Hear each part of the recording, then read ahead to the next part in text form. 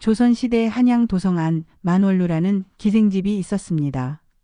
만월루는 한양에서 손꼽히는 기생집이었지만 그 안에는 온갖 사연을 가진 기생들이 모여 살았습니다. 그 중에서도 가장 기구한 운명을 타고난 기생이 있었으니 바로 초월이었습니다. 초월은 22살의 젊은 기생이었습니다. 하지만 초월은 원래 기생이 아니었습니다. 초월의 본명은 이씨 가문의 규수 소희였습니다. 소희의 아버지는 한양에서 작은 포목점을 운영하는 상인이었습니다. 비록 양반은 아니었지만 제법 부유한 편이었고 소희는 부모의 사랑을 받으며 행복하게 자랐습니다. 소희야, 이리 오너라. 아버지가 예쁜 비녀를 사왔단다. 아버지, 감사합니다. 소희는 그렇게 평범하게 자라 18배 같은 상인 집안의 총각과 혼인했습니다. 남편 김서방은 착하고 성실한 사람이었습니다. 부인, 내가 열심히 일해서 부인을 행복하게 해주겠소. 고맙습니다, 서방님. 하지만 행복은 오래가지 못했습니다. 혼인한 지 1년이 지났을 때였습니다. 소희의 아버지가 친구의 빚 보증을 섰다가 그 친구가 도망을 가버린 것입니다. 이보시오, 이서방. 당신 친구가 진 빚 500냥을 당장 갚으시오. 채권자들이 날마다 찾아와 독촉했습니다. 제발 조금만 기다려 주시오. 제가 꼭 갚겠습니다. 소희의 아버지는 포목점을 팔고 집도 팔아 빚을 갚으려 했지만 턱없이 부족했습니다. 결국 아버지는 빚을 못 갚은 죄로 관가에 잡혀가 옥에 갇혔습니다. 아버지. 소희는 울부짖었지만 소용없었습니다. 설상가상으로 남편 김서방이 병에 걸렸습니다. 약을 쓸 돈도 없었고 결국 남편은 2달을 앓다가 세상을 떠났습니다. 서방님. 소희는 남편의 시신 앞에서 하루 종일 울었습니다. 그리고 얼마 후 더 끔찍한 일이 벌어졌습니다. 채권자들이 소희를 찾아온 것입니다. 이보시오, 이씨 교수. 당신 아버지의 빚을 당신이 갚아야 하오. 저는 돈이 없습니다. 제발 용서해 주십시오. 용서? 빚을 갚지 못하면 용서는 없소. 당신을 기생으로 팔아서라도 빚을 받아내겠소. 안 됩니다. 제발. 소희는 애원했지만 채권자들은 들어주지 않았습니다. 결국 소희는 만월루에 팔려갔습니다. 300냥에 팔렸습니다. 그것도 빚을 다 갚기에는 부족한 금액이었습니다. 내 이름은 이제 초월이다. 잘 알아들었느냐? 만월루의 주인 월매가 차갑게 말했습니다. 네. 소희는 이제 초월이 되었습니다. 초월은 기생이 되었지만 쉽게 적응할 수 없었습니다. 매일 밤 악몽에 시달렸고 손님들 앞에서 웃는 것조차 힘들었습니다. 초월아, 손님 앞에서 웃지 못해? 너 이러려고 여기 있는 거냐? 월매는 초월을 자주 꾸짖었습니다. 죄송합니다, 마님. 쯧쯧, 양반집 교수 출신이라고 곱게 자란 것들이 다 이 모양이야. 빨리 정신 차려. 손님들한테 잘 보여야 내가 밥이라도 먹고 살지. 초월은 눈물을 삼키며 고개를 숙였습니다. 그렇게 2년이 흘렀습니다. 초월은 이제 22살이 되었습니다. 어느 날 밤 만월루에 한 양반이 찾아왔습니다. 50대쯤 되어 보이는 뚱뚱한 양반이었는데 이름은 박진사였습니다. 월매, 오늘은 초월이를 불러주시오. 네, 나리. 바로 모시겠나이다. 초월은 박진사의 방으로 들어갔습니다. 박진사는 초월을 보자마자 눈을 빛냈습니다. 역시 초월이는 아름답구나. 소문대로로다. 나리, 술을 따르겠나이다. 초월은 억지로 웃으며 술을 따랐습니다. 박진사는 술을 마시다가 갑자기 초월의 손을 잡았습니다. 초월아, 내가 너를 무척 좋아한다. 어떠냐, 나의 첩이 되지 않겠느냐? 초월은 깜짝 놀라 손을 빼려 했습니다. 나리. 저는. 왜? 싫으냐? 내가 너를 기생집에서 빼내주겠다는데. 나리, 죄송하옵니다. 저는 그럴 수 없습니다. 박진사의 얼굴이 붉어졌습니다. 뭐라? 감히 천한 기생년이 나를 거부하겠다는 것이냐? 나리, 제발 용서하여 주옵소서. 2년. 감히. 박진사가 초월의 뺨을 후려쳤습니다. 짝. 하는 소리와 함께 초월의 뺨이 빨갛게 부어올랐습니다. 날이 제발. 닥쳐. 내가 너 같은 년을 어떻게 만들 수 있는지 두고 보거라. 박진사는 화를 내며 방을 나갔습니다. 초월은 그 자리에 주저앉아 울었습니다. 이렇게 사느니 차라리 죽는 게 낫겠다. 초월은 죽음을 생각했습니다. 하지만 죽을 용기조차 나지 않았습니다. 다음 날 박진사가 다시 만월루에 찾아왔습니다. 이번에는 관가의 아전들을 데리고 왔습니다. 월매 초월이의 몸값이 얼마냐? 나 나리. 500냥입니다. 500냥. 좋다. 내가 초월이를 사겠다. 하지만 내 조건이 있다. 박진사는 비열하게 웃었습니다. 초월이에게 아직 남은 빚이 200냥이 있지? 그 빚까지 합치면 700냥이다. 내가 700냥을 주고 초월이를 사겠다. 월매는 기뻐했습니다. 감사옵니다, 나리. 하지만 조건이 있다. 초월이는 오늘부터 내 첩이 되어야 한다. 거부하면 초월이를 더 험한 곳으로 팔아버리겠다. 초월은 절망했습니다. 도망칠 곳도 없었고 거부할 수도 없었습니다. 바로 그때였습니다. 잠깐. 그 매매를 멈추시오. 큰 소리와 함께 한 청년이 만월루 안으로 들어왔습니다. 모두가 놀라서 청년을 돌아보았습니다. 청년은 25쯤 되어 보였습니다. 키가 크고 어깨가 넓었으며 눈빛이 또렷했습니다. 옷차림은 초라했지만 당당한 기운이 느껴졌습니다. 너는 누구냐? 박진사가 인상을 쓰며 물었습니다. 제 이름은 강철수입니다. 초월 낭자를 제가 사겠습니다. 뭐라고? 내가? 하. 박진사가 비웃었습니다. 이봐 철수라고 했나? 너 같은 거지 같은 놈이 무슨 돈으로 초월이를 산다는 거냐? 철수는 품속에서 무언가를 꺼냈습니다. 그것은 묵직한 돈주머니였습니다. 여기 1000냥이 있습니다. 뭐라고? 1000냥? 모두가 깜짝 놀랐습니다. 초월도 믿을 수 없다는 표정으로 철수를 바라보았습니다. 철수는 돈주머니를 탁자 위에 올려놓았습니다. 월매가 황급히 돈을 세어보았습니다. 정말 1000냥입니다. 박진사의 얼굴이 새빨갛게 변했습니다. 이럴 수가. 내 이놈 너는 대체 누구냐? 제가 누구인지는 중요하지 않습니다. 중요한 건 제가 초월 낭자를 사겠다는 겁니다. 1000냥이면 초월 낭자의 몸값 500냥과 남은 빚 200냥을 갚고도 300냥이 남습니다. 철수는 월매를 보며 말했습니다. 주인마님, 이 돈으로 초월 낭자를 제게 넘겨주십시오. 그리고 남은 300냥은 초월 낭자가 지금까지 이곳에서 일한 대가로 주십시오. 월매는 잠시 망설이다가 고개를 끄덕였습니다. 알겠습니다. 초월이는 이제 당신 것입니다. 안 돼. 이럴 수는 없어. 박진사가 소리쳤지만 이미 늦었습니다. 철수는 초월에게 다가갔습니다. 초월 낭자, 저를 따라오시겠습니까? 초월은 떨리는 목소리로 물었습니다. 저를 왜 사시는 겁니까? 저를 어떻게 하시려는 겁니까? 철수는 조용히 대답했습니다. 저는 낭자를 자유롭게 해드리려고 합니다. 낭자는 이제 자유의 몸입니다. 네? 초월은 믿을 수 없다는 표정으로 철수를 바라보았습니다. 정말입니까? 저를 정말 자유롭게 해주시겠다는 겁니까? 그렇습니다. 낭자는 이제 어디든 가고 싶은 곳으로 가실 수 있습니다. 초월의 눈에서 눈물이 쏟아졌습니다. 감사합니다. 정말 감사합니다. 철수는 초월의 손을 잡고 만월루를 나왔습니다. 잠깐. 이봐 강철수. 내가 어디 가느냐. 박진사가 뒤쫓아 나왔지만 철수는 돌아보지 않았습니다. 만월루를 나온 철수와 초월은 한참을 걸었습니다. 초월은 아직도 믿을 수 없다는 표정이었습니다. 저기. 강나리. 편하게 철수라고 부르십시오. 철수. 나리는 정말 저를 자유롭게 해주시는 겁니까? 그렇습니다. 하지만 왜 그러시는 겁니까? 저를 왜 도와주시는 겁니까?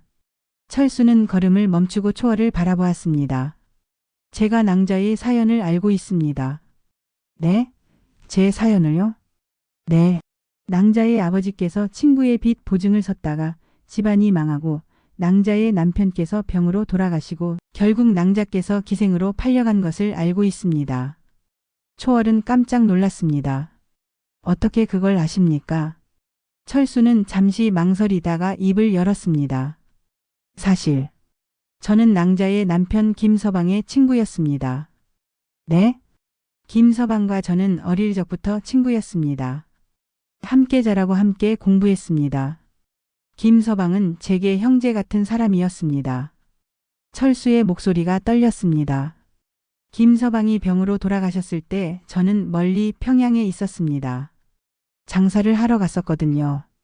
그래서 김서방의 죽음을 나중에야 알았습니다. 그렇군요.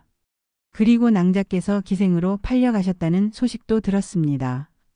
저는 너무나 가슴이 아팠습니다. 제 친구의 부인이 그런 일을 당하다니. 철수는 주먹을 꽉 쥐었습니다. 그래서 저는 결심했습니다. 반드시 낭자를 구해내겠다고. 그동안 평양에서 장사를 하며 모은 돈이 1000냥이었습니다. 그 돈으로 낭자를 구하기로 한 겁니다. 초월은 감동해서 눈물을 흘렸습니다. 감사합니다. 정말 감사합니다. 아닙니다. 이건 제가 친구에게 해야 할 일이었습니다. 두 사람은 한참을 걸어 철수의 집에 도착했습니다.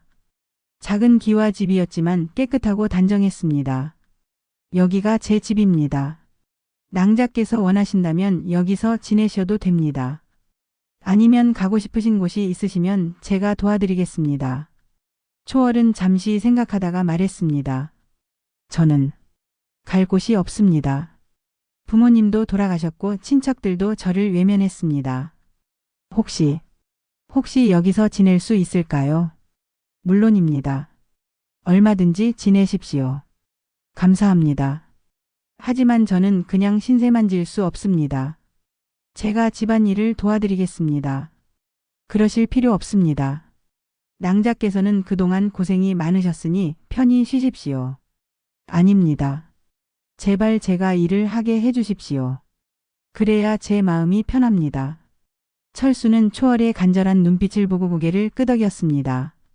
알겠습니다. 그럼 낭자께서 원하시는 대로 하십시오.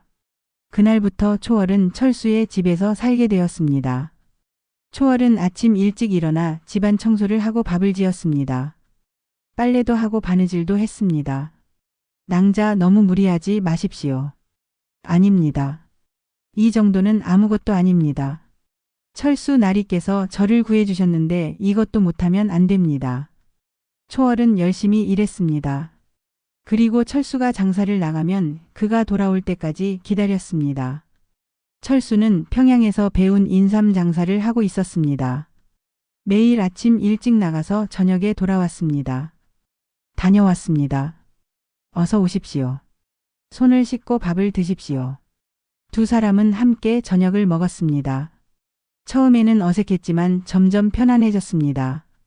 낭자 오늘 장사가 잘 되었습니다. 다행입니다. 고생하셨습니다. 아닙니다.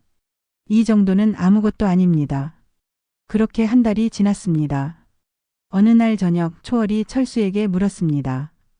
철수 나리는 왜 장가를 가지 않으셨습니까? 철수는 잠시 망설이다가 대답했습니다. 저는 아직 장가갈 형편이 아니었습니다. 평양에서 장사를 하느라 한양에 머무를 시간이 없었고 또 제가 가진 돈을 낭자를 구하는 데 써버렸으니 죄송합니다. 제 때문에. 아닙니다. 낭자 때문이 아닙니다. 저는 낭자를 구한 것을 후회하지 않습니다. 철수는 진심으로 말했습니다. 낭자를 구한 것은 제가 해야 할 일이었습니다. 저는 전혀 후회하지 않습니다. 초월은 철수의 눈을 바라보았습니다. 그의 눈은 맑고 진실했습니다. 그날 밤 초월은 잠을 이루지 못했습니다. 철수 나리는 정말 훌륭한 분이다. 나 같은 사람을 위해 전 재산을 쓰다니. 그리고 아무 대가도 바라지 않으시다니. 초월의 가슴이 뛰었습니다. 이상한 감정이 일었습니다. 이것이 혹시. 초월은 고개를 저었습니다. 아니야. 나는 과부의 몸이고 게다가 기생이었어. 철수 나리 같은 훌륭한 분이 나를 여인으로 볼 리가 없어. 하지만 초월의 마음은 점점 철수에게로 기울어 갔습니다. 그렇게 석 달이 지났습니다.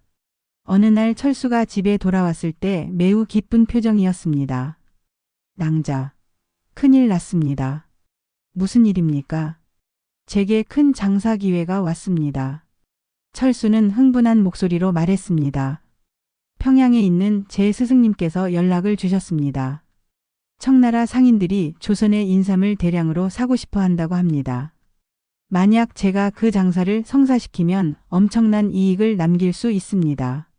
정말입니까? 잘 됐습니다. 하지만 문제가 있습니다. 그 장사를 하려면 목돈이 필요합니다. 최소 500냥은 있어야 인삼을 대량으로 사들일 수 있습니다. 철수의 표정이 어두워졌습니다. 하지만 저는 지금 돈이 없습니다. 낭자를 구하는데 전 재산을 썼으니까요. 그동안 번 돈도 얼마 되지 않습니다. 초월은 잠시 생각하다가 말했습니다. 철수 나리, 제게 좋은 생각이 있습니다. 무슨 생각입니까? 나리께서 제게 주신 300냥이 있지 않습니까? 그 돈을 쓰십시오. 안 됩니다. 그건 낭자의 돈입니다. 아닙니다. 그 돈은 나리께서 제게 주신 것이니 나리의 것입니다. 그리고 초월은 품속에서 무언가를 꺼냈습니다. 작은 비녀였습니다. 이것은 제가 유일하게 가지고 있던 것입니다. 제 어머니께서 주신 금비녀입니다. 이것을 팔면 200냥은 받을 수 있을 겁니다. 안 됩니다. 그건 낭자의 소중한 물건이지 않습니까? 나리께서 저를 구해주셨습니다. 이제 제가 나리를 도와드릴 차례입니다. 제발 이것을 받아주십시오. 초월은 간절한 눈빛으로 철수를 바라보았습니다. 철수는 한참을 망설이다가 고개를 끄덕였습니다. 알겠습니다. 낭자의 은혜를 잊지 않겠습니다.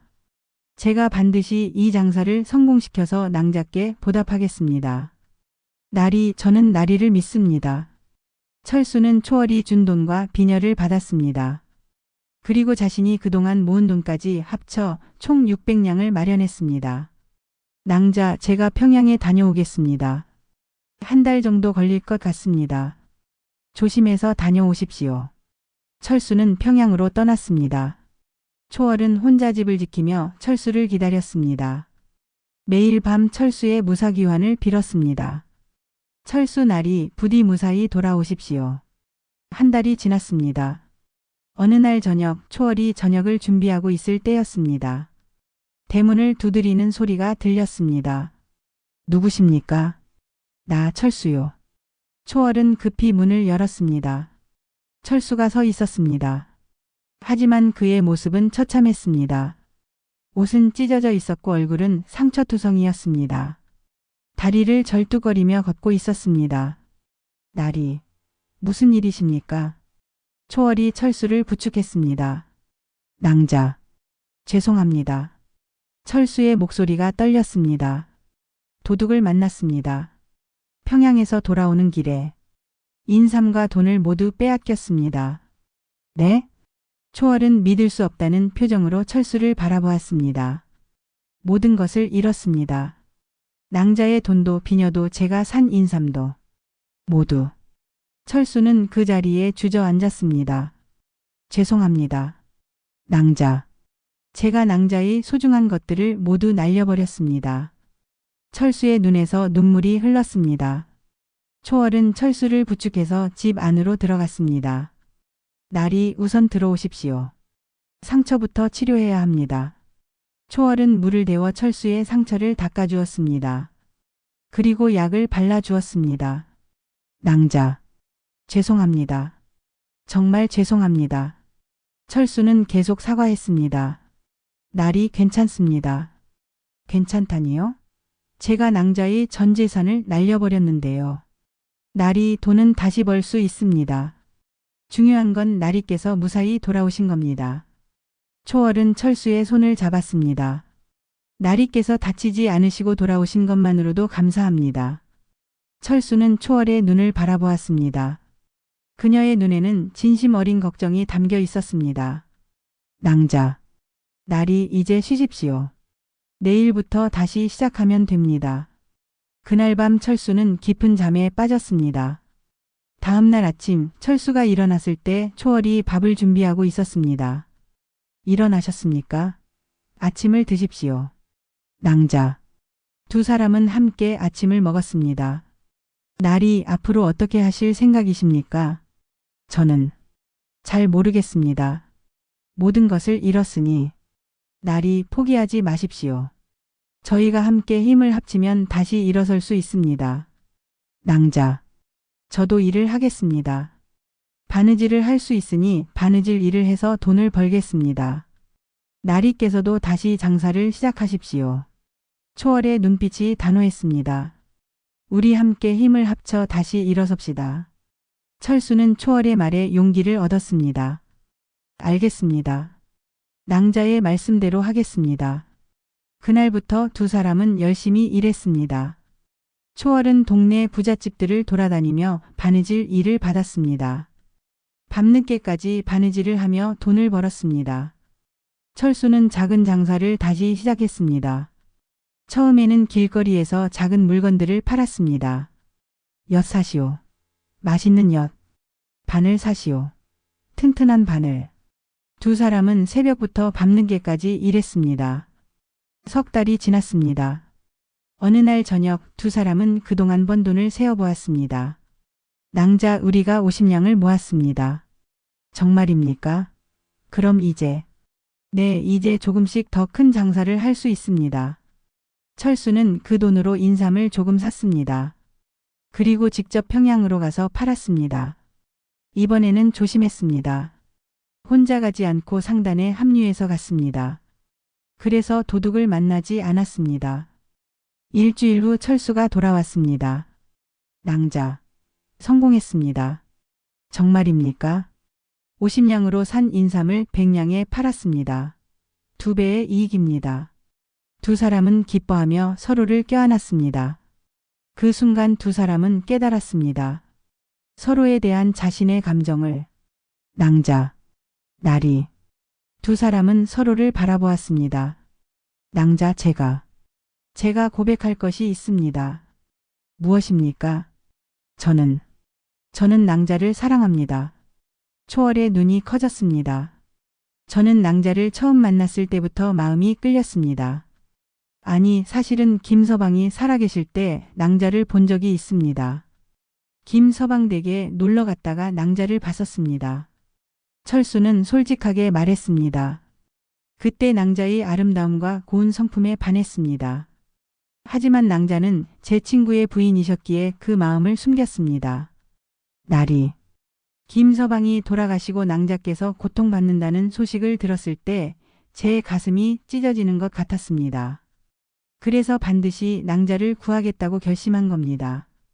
철수는 초월의 손을 잡았습니다. 낭자 저와 함께 해주시겠습니까? 제가 낭자를 평생 행복하게 해드리겠습니다. 초월은 눈물을 흘리며 대답했습니다. 나리, 저도 나리를 사랑합니다. 함께 하겠습니다. 두 사람은 서로를 끌어안았습니다. 한 달 후 두 사람은 조촐하게 혼례를 올렸습니다. 부인, 제가 부인을 평생 잘 모시겠습니다. 서방님, 저도 서방님을 평생 잘 모시겠습니다. 두 사람은 행복했습니다. 그 후 철수의 장사는 점점 잘 되기 시작했습니다.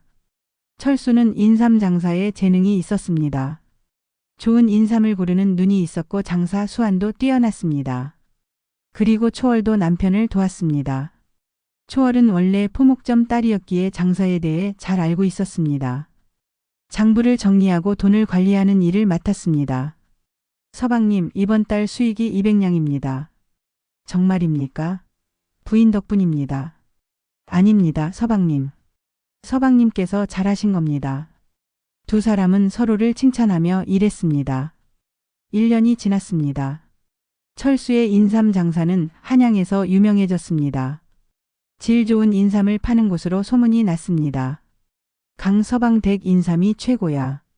그래, 가격도 정직하고 품질도 좋아. 손님들이 줄을 섰습니다. 2년이 지났습니다. 철수는 이제 한양에서 손꼽히는 인삼 상인이 되었습니다. 큰 상점을 가지고 있었고 여러 명의 점원을 고용했습니다. 주인 날이 오늘도 인삼이 다 팔렸습니다. 수고했네. 철수는 부자가 되었지만 겸손했습니다. 점원들을 잘 대우했고 손님들에게 친절했습니다. 그리고 초월은 아들 하나, 딸 하나를 낳았습니다. 서방님, 아이들이 서방님을 닮아 건강합니다. 부인, 아이들이 부인을 닮아 아름답습니다. 두 사람은 행복한 가정을 꾸렸습니다. 3년이 지났을 무렵이었습니다. 어느 날 철수의 상점에 한 노인이 찾아왔습니다. 남루한 옷을 입고 있었고 지팡이를 짚고 있었습니다. 주인장, 혹시 돈을 좀 구워줄 수 있겠어? 점원이 노인을 쫓아내려 했습니다. 저리 가시오. 여긴 거지들이 올 곳이 아니오. 잠깐. 철수가 나타났습니다. 어르신, 무슨 일이십니까? 노인이 고개를 들었을 때 철수는 깜짝 놀랐습니다. 이건 박진사님. 그 노인은 바로 예전에 초월을 사려 했던 박진사였습니다. 하지만 예전에 뚱뚱하고 거만한 모습은 온데간데 없었습니다. 야위고 초라한 노인이 되어 있었습니다. 내가 강철수냐? 네, 그렇습니다. 박진사는 한숨을 쉬었습니다. 나도 이제 끝이로구나. 내게 돈을 구걸하러 올 줄이야. 무슨 일이 있으셨습니까? 내가 장사에 실패했다. 큰 빚을 지고 집도 팔고 모든 것을 잃었어. 이제 나는 거지 신세가 되었구나. 박진사는 눈물을 흘렸습니다. 철수는 잠시 생각했습니다. 그리고 결정을 내렸습니다. 어르신, 제가 도와드리겠습니다. 뭐라고? 제가 어르신께 50냥을 드리겠습니다. 그 돈으로 다시 시작하십시오. 네, 내가 나를 도와준다고? 박진사는 믿을 수 없다는 표정이었습니다. 내가 너에게 그렇게 못되게 굴었는데, 초월을 빼앗으려 했는데, 그것은 과거의 일입니다. 어르신께서 지금 어려우시니 제가 도와드리는 겁니다. 철수는 50냥을 꺼내 박진사에게 주었습니다. 어르신, 이 돈을 받으시고 새로 시작하십시오. 박진사는 떨리는 손으로 돈을 받았습니다. 고맙다. 정말 고맙다. 내가 이렇게 훌륭한 사람인 줄 몰랐구나. 박진사는 절을 하고 돌아갔습니다. 그날 저녁 초월이 물었습니다. 서방님, 박진사를 도와주셨다면서요. 네, 부인. 그분이 너무 어려워 보여서요. 서방님은 정말 훌륭하신 분입니다. 초월은 철수를 끌어안았습니다. 서방님, 사랑합니다. 저도 부인을 사랑합니다. 그 후로도 철수의 장사는 계속 번창했습니다. 5년이 지나자 철수는 한양에서 가장 큰 인삼 상인이 되었습니다. 청나라와의 무역도 성공적으로 하고 있었고 엄청난 부를 쌓았습니다. 하지만 철수와 초월은 변하지 않았습니다. 서방님, 저 가난한 집에 불이 났다고 합니다. 그럼 도와줍시다. 집을 다시 지을 수 있도록 도와주십시오. 서방님, 저 과부가 아이를 키울 돈이 없다고 합니다. 그럼 매달 쌀을 보내드립시다.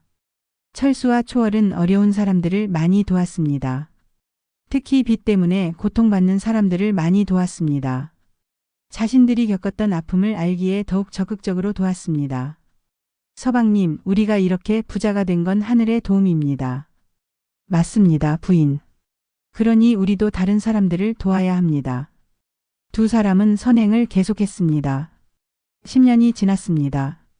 철수는 이제 50대가 되었고 초월은 40대가 되었습니다.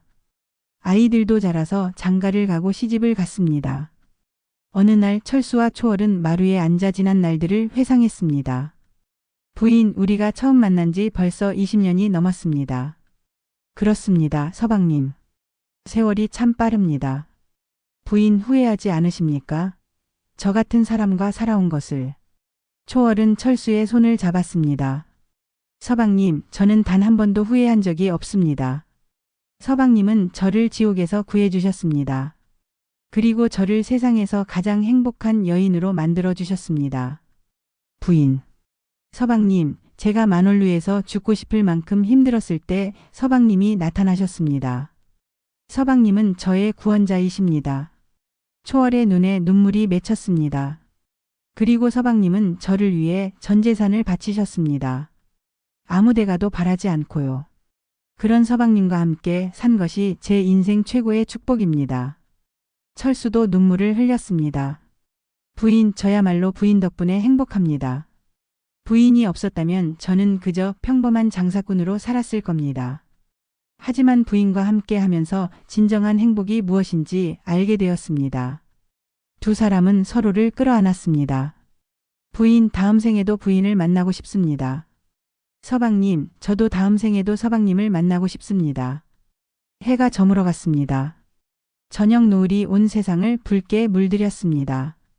철수와 초월은 여전히 손을 맞잡고 앉아 있었습니다. 그들의 집 마당에서는 손주들이 뛰어놀고 있었습니다. 할아버지, 할머니, 저희 배고파요. 그래, 우리 손주들.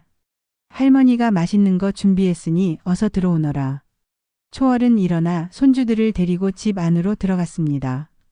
철수는 혼자 마루에 앉아 하늘을 바라보았습니다. 김서방 친구여. 저는 자네의 부인을 행복하게 해주었습니다. 약속을 지켰습니다. 철수는 마음속으로 돌아간 친구에게 말했습니다. 그리고 고맙네. 자네 덕분에 저는 이렇게 좋은 부인을 만났고 행복한 삶을 살고 있다네. 그날 밤 철수는 꿈을 꾸었습니다. 김서방이 나타나 환하게 웃으며 말했습니다. 철수야, 고맙다. 내 부인을 잘 돌봐줘서. 친구여. 자네는 정말 훌륭한 친구야. 자네가 내 부인을 구해주고 행복하게 해줘서 나는 편히 눈을 감을 수 있었네. 김서방은 철수의 어깨를 두드렸습니다. 잘 살게 친구여. 자네와 초월이가 오래오래 행복하게 살기를 바라네. 그렇게 말하고 김서방은 사라졌습니다. 철수는 눈을 떴습니다. 옆에는 초월이 편안하게 잠들어 있었습니다. 철수는 초월의 손을 꼭 잡았습니다. 부인 평생 사랑합니다. 그렇게 철수와 초월은 행복하게 살았습니다. 두 사람의 이야기는 한양에 오래도록 전해졌습니다. 빚에 쫓기던 기생을 전 재산 주고 산 총각이 대박이 났다더라. 그래, 정말 훌륭한 사람들이지. 착하게 살면 복을 받는다는 게 정말이구나. 사람들은 이 이야기를 들으며 감동했습니다.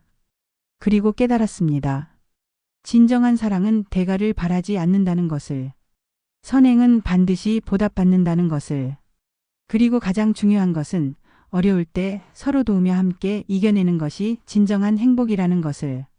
철수와 초월의 이야기는 그것을 보여주는 아름다운 이야기였습니다. 그들의 자손들도 대대로 그 가르침을 이어받아 착하게 살았고 사람들은 그들의 집안을 덕망 있는 집안이라 칭송했습니다. 그리고 오늘날까지도 이 이야기는 전해져 내려오며 사람들에게 희망과 용기를 주고 있습니다. 빚에 쫓기던 기생을 전 재산 주고 산 후 대박난 총각의 이야기. 그것은 단순히 돈을 벌었다는 이야기가 아니라 진정한 사랑과 희생, 그리고 함께 이겨낸 역경의 이야기였습니다.